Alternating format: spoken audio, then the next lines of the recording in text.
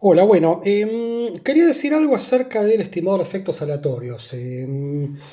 Acuérdense la siguiente cosa, que no estamos tanto hablando de modelo de efectos fijos, modelo de efectos aleatorios, sino estimador. Insisto, el modelo es siempre el mismo de siempre, ¿no? Pero supongamos que yo ahora esto yo lo veo como si fuese una variable aleatoria.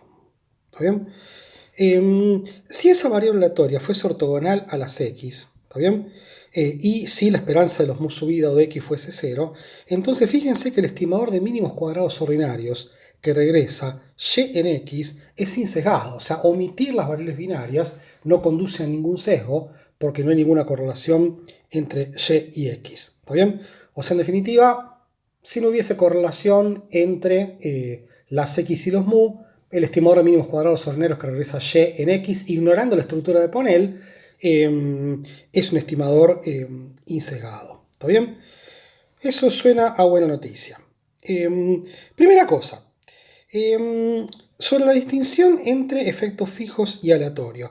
Es más una cuestión de estimación, de tratamiento, ¿no? O sea, fíjense que el modelo subyacente es el mismo, es este que está acá, ¿no? Ahora, lo que realmente está pasando cuando implementamos la estrategia de efectos fijos es que estamos controlando por los efectos específicos de cada unidad. O sea, en definitiva, el modelo es este, ¿está bien? Y este que está acá es el término de error, ¿está bien? Ahora, lo que realmente hace el estimador de efectos fijos es ignorar la estructura de variables binarias. O sea, en definitiva, se piensa que este es el modelo y que esto es el término de error. ¿Está bien? Entonces, fíjense que la gran diferencia es que en el estimador de efectos fijos estamos metiendo a la estructura de variables binarias adentro de la esperanza condicional, que es esto, mientras que en el estimador de efectos aleatorios estamos metiendo la estructura de interceptos por región adentro del término de error. Entonces, esa es la gran diferencia. Efectos fijos, la estructura de variables binarias está metida adentro del modelo. Efectos aleatorios, la estructura de variables aleatorias está metida en el término de error. Esa es la gran diferencia de tratamiento. ¿Está bien? Muy bien. ¿Cuál es el problema? Bueno, supongamos que ahora estamos en el contexto de efectos aleatorios, de modo que nuestro término de error es todo esto que está acá. ¿Está bien? Que lo vamos a llamar U, que es por definición d por mu más epsilon. ¿Cuál es el problema? ¿Cuál es el problema? Una vez que nosotros dejamos a d por mu adentro del término de error, el término de error resultante, que se llama U, resulta que no puede satisfacer los supuestos clásicos, aun cuando por separado d por mu y epsilon lo hagan. ¿Está bien? Bueno, esto más que una prueba es bastante simple, ¿no?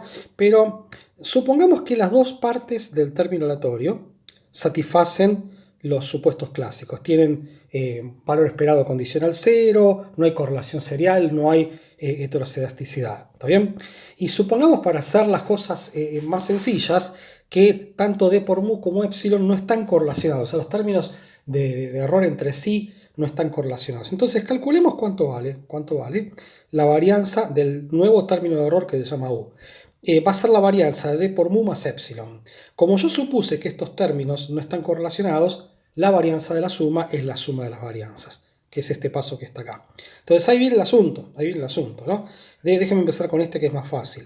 Como este ya sabíamos que satisfacía todos los supuestos del teorema de Gauss-Markov, la varianza de epsilon es simplemente sigma cuadrado por la matriz de identidad con dimensión n por t. ¿Está bien? El punto es que en este primer término, si este satisface los supuestos clásicos, la varianza de mu tiene que ser sigma cuadrado mu por la matriz de identidad. ¿Está bien?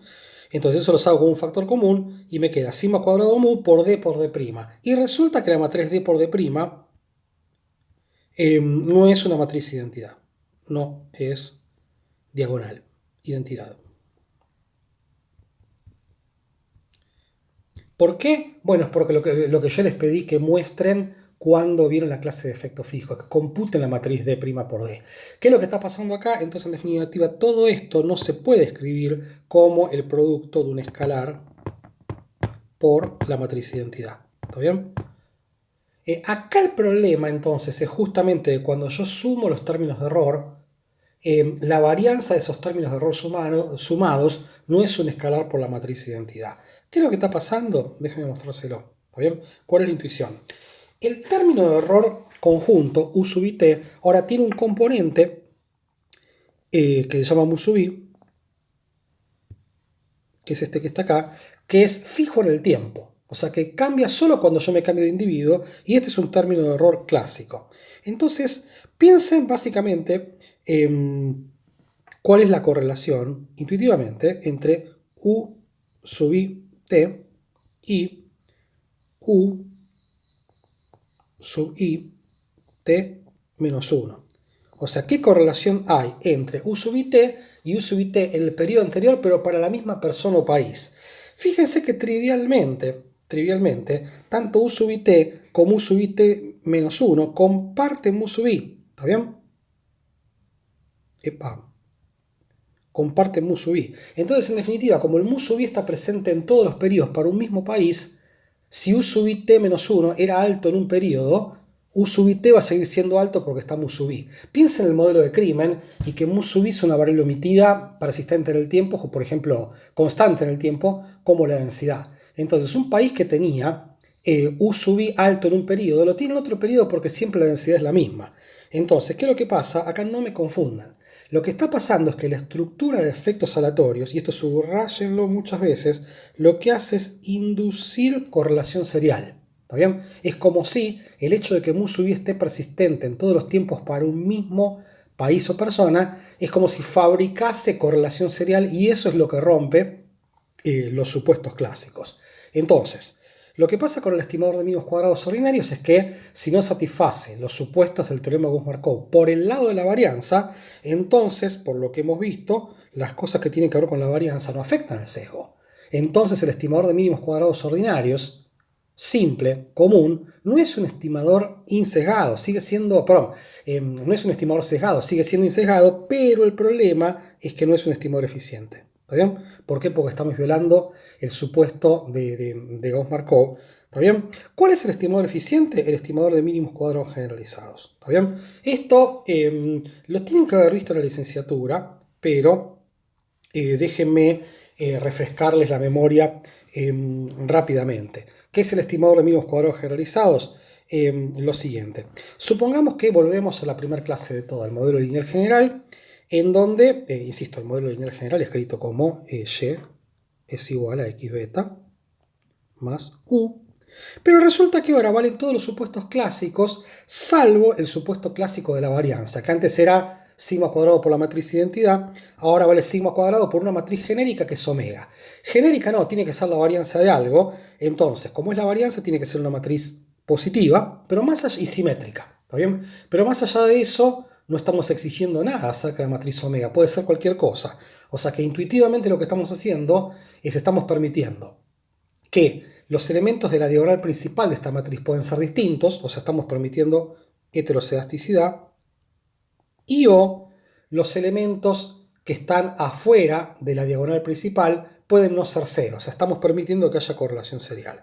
Esto es un genérico, insisto, no estoy hablando de datos en paneles ahora, estoy hablando del modelo lineal general donde estamos levantando el supuesto clásico en relación a la varianza. Y acá viene un resultado que se llama teorema de Aitken, que es una generalización del teorema de Gauss-Markov, que dice la siguiente cosa. Bajo todos los supuestos clásicos, pero cuando la varianza de U es igual a sigma cuadrado por una matriz omega genérica que es positiva definida y simétrica, entonces este estimador, que es lo que se llama estimador de mínimos cuadrados generalizados, es el estimador de varianza mínima en la clase de estimadores que son lineales e insesgados. ¿Está bien? Fíjense la siguiente cosa, que si valen los supuestos clásicos, ¿está bien? Entonces omega es la matriz de identidad, y acá, para el video, para la pregunta que les voy a hacer, entonces, ¿a qué se reduce el estimador de mínimos cuadrados generalizados? Bueno, espero que se hayan dado cuenta de la respuesta. al estimador de mínimos cuadrados ordinarios. ¿Está bien?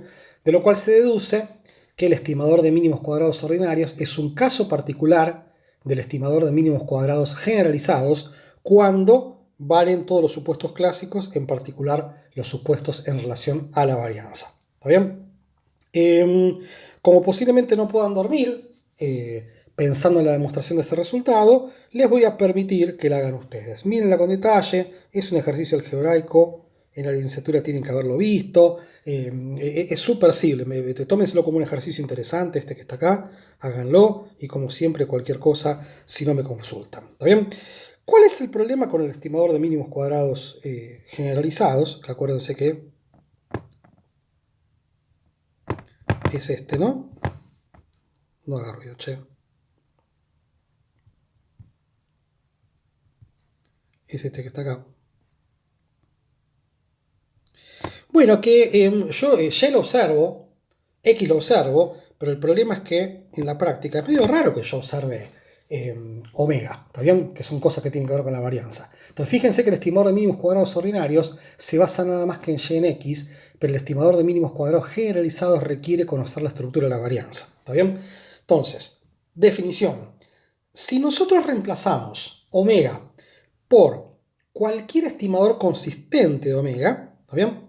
Entonces, al estimador resultante, insisto que reemplaza omega por un estimador consistente llamado omega sombrero, se lo llama estimador de mínimos cuadrados generalizados factible, ¿está bien? O sea que es implementable, ¿está bien? No sé cuánto han discutido esto en la licenciatura, pero es interesante que piensen cuáles son las propiedades del estimador de mínimos cuadrados generalizados factibles. Preguntas que les voy a hacer y las voy a dejar para el test de lectura. ¿Es un estimador insesgado? Piénsenlo. O sea, piensen cuáles son las propiedades. Ya sabemos las propiedades que tiene el estimador de mínimos cuadrados generalizados. Es el estimador de mínima varianza en la clase de estimadores lineales insesgados que satisfacen los supuestos clásicos menos el de la varianza. También la pregunta que les hago, y se lo dejo para el test de lectura, ¿cuáles son las propiedades que satisface este estimador? ¿Está bien? No es una pregunta trivial. Muy bien, sigamos. Entonces, y me faltan nada más que dos cosas. ¿Qué es el estimador de efectos aleatorios? Es simplemente el estimador de mínimos cuadrados generalizados aplicado al caso particular de la correlación serial que induce la presencia de efectos aleatorios en el término de error. Entonces, en términos genéricos, el estimador de mínimos cuadrados generalizados es este que está acá, ¿está bien? En donde lo que tenemos que hacer es computar cuánto vale esta matriz para el caso particular, en donde la varianza de U se puede escribir como ya demostramos, sigma cuadrado por D por D' más sigma cuadrado por I por la matriz identidad. ¿Está bien? A partir de acá no tengo muchas más ganas de decir cosas porque son cosas que hace un software, pero fíjense que en esta estructura las únicas dos cosas que son desconocidas y que hay que estimar son esto que está acá y esto que está acá, que se lo llaman, a estos que está acá se los llaman componentes de varianza.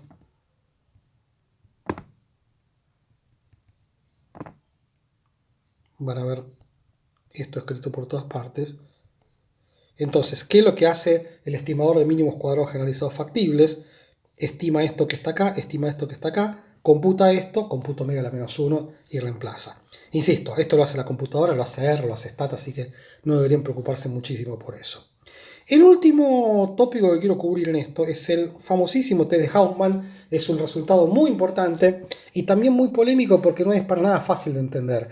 Este es nuestro primer contacto con el test de Hauptmann. Vamos a ver qué nos va a aparecer de vuelta cuando hablemos de variables instrumentales. Entonces, ojo, los abusos que hay con el test de Hauptmann no se pueden crear. Mucha gente se los confunde y de una manera muy seria. Fíjense la siguiente cosa. Primero vamos a discutir qué es el test de Hauptmann y después vamos a discutir qué no es el test de Hauptmann. ¿Tá? Entonces, el modelo ya les dije que es siempre el mismo. ¿Está bien? Epa, este que está acá. Entonces, acuérdense que si X fuese ortogonal a D por mu, fíjense que el estimador de mínimos cuadrados ordinarios, que regresa y en X y que omite las dummies, el estimador de efectos fijos, que regresa y en X y las dummies, el estimador between, que colapsa toda la estimación a las medias, y el estimador de efectos aleatorios, que omite las dummies, pero que implementa una estrategia eficiente en el sentido del estimador de mínimos cuadrados generalizados, son todos insesgados. ¿Está bien? Porque la única cosa que es capaz de inducir sesgo es la correlación entre X y D por mu. ¿Está bien? Entonces, el estimador de efectos fijos es insesgado porque controla por eso, pero todos los otros estimadores son insesgados porque si bien omiten los efectos fijos, omiten variables que no están correlacionadas con las incluidas. Ergo son insesgados. ¿Está bien? Ahora, fíjense la siguiente cosa. Resulta que si X está correlacionado con la estructura de variables binarias, el único estimador que es insesgado de toda esta familia es el de efectos fijos. ¿Por qué? Y acá quiero que paren el video y piensen. Bueno, porque controla por ellos. ¿Está bien? Entonces, en definitiva, con esta información, déjenme contarles qué es lo que pasa con el test de Hausmann. El test de Hausmann es un test bastante raro porque no hace referencia a un parámetro en particular. El test de Hausmann lo que hace es testear la hipótesis de que las X están correlacionadas con la estructura de variables binarias versus la alternativa de que no. ¿Está bien? Entonces, esto que está acá es el test de Hausmann. La forma de mirarlo es que, concéntrense en esto. Esto que está acá es la diferencia que hay entre el estimador between y el estimador de efectos fijos, pero se puede demostrar que es exactamente lo mismo que acá reemplazar el estimador de efectos aleatorios. ¿Está bien?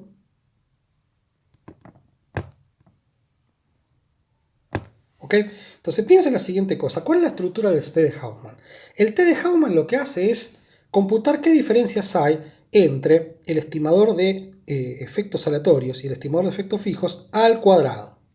¿Está bien? Normalizando por esto que está acá. ¿Está bien? Entonces, primero déjenme atacar, perdón la chanchada, primero déjenme atacar esta matriz. ¿Está bien?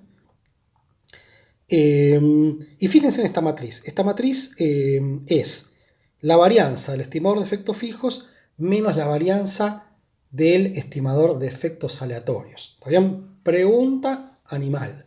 Si la hipótesis nula es cierta, si la hipótesis nula del test de Hausmann es cierta, ¿qué signo tiene esta matriz? Acá les pido que paren el video y se pasen unos buenos 5 o 10 minutos pensando. Muy bien.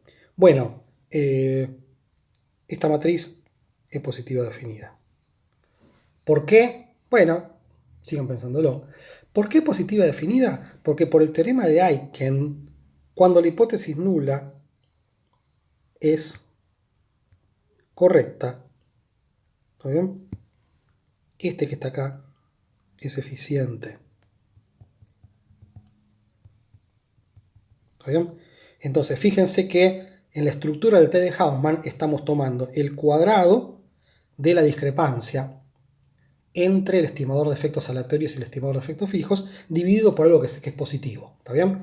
Entonces, fíjense la siguiente cosa. Si la hipótesis nula es cierta de que los X son ortogonales a la estructura de variables binarias, entonces el test de Hausmann tiene que dar algo parecido a ¿qué? Piénsenlo y díganme la respuesta. Algo parecido a 0. ¿Por qué? Porque en este caso, tanto el test del estimador de efectos fijos como el estimador de efectos aleatorios están yendo al mismo lugar. ¿Está bien? O sea, están estimando exactamente lo mismo porque los dos son insesgados, o sea que yo estoy esperando que den 0. Entonces, bajo la hipótesis nula, H debería dar cercano a 0. ¿Está bien? Ahora, ¿qué es lo que pasa? Piénsenlo muy bien y díganme la respuesta ustedes. ¿Qué es lo que pasa con H cuando la hipótesis alternativa es cierto? Paren el video. Bueno, con lo que pasa es que H debería ser significativamente mayor que 0.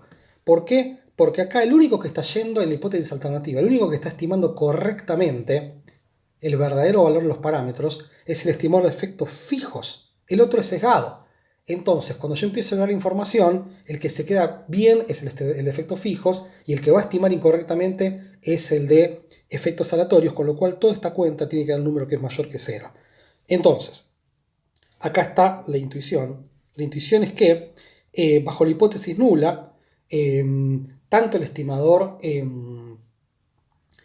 de efectos aleatorios o el between, que es lo mismo, y el estimador de efectos fijos, los dos son consistentes, con lo cual H tiene que ser cercano a 0, pero cuando la hipótesis alternativa es cierta, el único que es consistente es el estimador de efectos fijos, con lo cual H debería ser grande. ¿Está bien? Entonces, déjenme ver si tengo alguna conclusión acá. no este es el último slide que tengo, ojo con el test de Hauman. Lo que van a ver en algunos lugares inescrupulosos es que mucha gente dice, el test de Hauman es un test de efectos fijos versus aleatorios. No es correcto eso, ¿está bien? Es un test de si la estructura de variables binarias está relacionada con las X. ¿Qué es lo que pasa? Si el test de Hauman sugiere no rechazar la hipótesis nula, entonces el estimador que habría que implementar es el de efectos aleatorios. ¿Por qué? Porque es el eficiente. ¿Está bien? Pero de lo cual no se deduce que si el test de Hauman rechaza la hipótesis nula, hay que implementar el estimador de efectos fijos. ¿Por qué? Porque el estimador de efectos fijos es el único que es insesgado. ¿Está bien? O sea, de todos los que tenemos es el insesgado, pero no es obvio que no haya otros estimadores que sean mejor que el de efectos fijos. ¿Qué es lo que hace la gente? Francamente, si van a implementar la estrategia de estimar por efectos fijos por control de variables omitidas, yo no haría el test de Hauman. ¿Está bien? La única razón por la cual la gente mira el test de Hauman es porque si vos quisieses implementar la estrategia de efectos aleatorios por una cuestión de eficiencia, ¿está bien? Entonces, cuando el test de Hauman no rechaza la hipótesis nula, eso debería darte cierta tranquilidad de que no hay un problema obvio de variables omitidas. ¿Está bien? Pero en definitiva, volvamos al principio de la clase. La razón que explica la popularidad de los métodos de paneles en economía tiene que ver justamente con utilizar el estimador de efectos fijos a los efectos de controlar por un problema de variables omitidas. Con lo cual en la práctica no sé hasta qué punto uno quiere mirar el test de Hauman. Es popular siempre y cuando por cuestiones de eficiencia a uno le interesa realmente el estimador de efectos aleatorios. Como siempre, vean esto con detalle, miren los slides, respondan las preguntas que yo les hice, consúltense entre ustedes, consulten todo y cualquier duda que tengan la discutimos. Muchas gracias.